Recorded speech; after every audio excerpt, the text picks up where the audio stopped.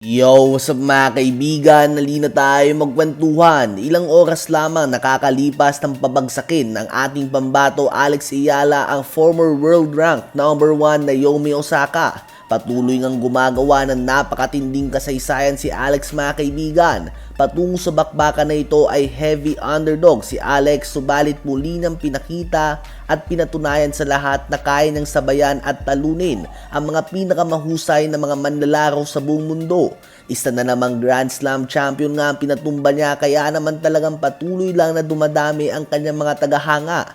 Sa isang interview ay inamin ni Naomi Osaka na talagang sinusubaybayan niya ang takbo ng karera ni Alex. Napansin niya nga daw ito dahil sa napakatinding suporta na nakukuha nito mula sa mga fans at talagang kakaiba umano ang atmosphere sa mga laro ni Alex. Mas maingay pa nga daw ito kaysa sa mga basketball games. Talagang quote-on-quote mind blown siya dito.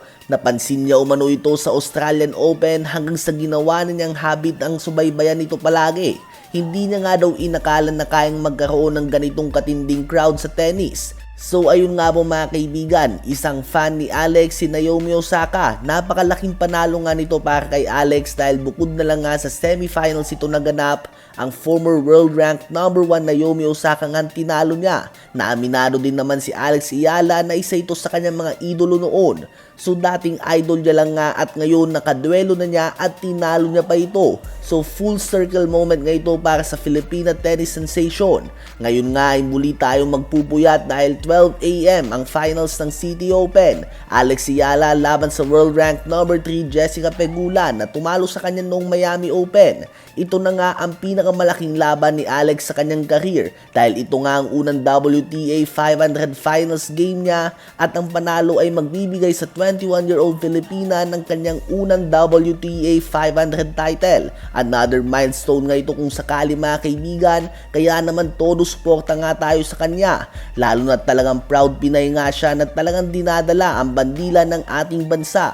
Ngayon nga ay naabot na ni Alex ang kanyang career high pagdating sa WTA rankings. World rank number 24 na siya ngayon at kung magagawa niya pang magkampiyon sa torneo na ito at pabagsakin ang world rank number 3 Jessica Pegula, tiyak nga na mas aangat pa ito at posible na niyang makrack ang top 20 ng WTA rankings. Sa ngayon nga ay patuloy na nagugulat ang lahat sa ginagawa ni Alex Ayala at sa suporta na natatanggap nito mula sa kanyang mga kababayan. Hindi nga normal ang ganito sa tennis. Madalas nga dito ay tahimik lang ang mga nanunood at nagpapalakpakan lang. Subalit kay Alex nga ay talagang naghihiyawan ng mga fans. Ngayong linggo lang ay tinalo niya ang 4-time Grand Slam champion Naomi Osaka, 2 Olympic medalist at ang world rank number 10 player Elina Svitolina. Ibang level nga talagang pinapakita niya ngayon mga kaibigan, kaya naman sama-sama tayong magpakita ng suporta sa mga tulad ni Alex Ayala na pwede natin maituring bilang mga makabagong bayani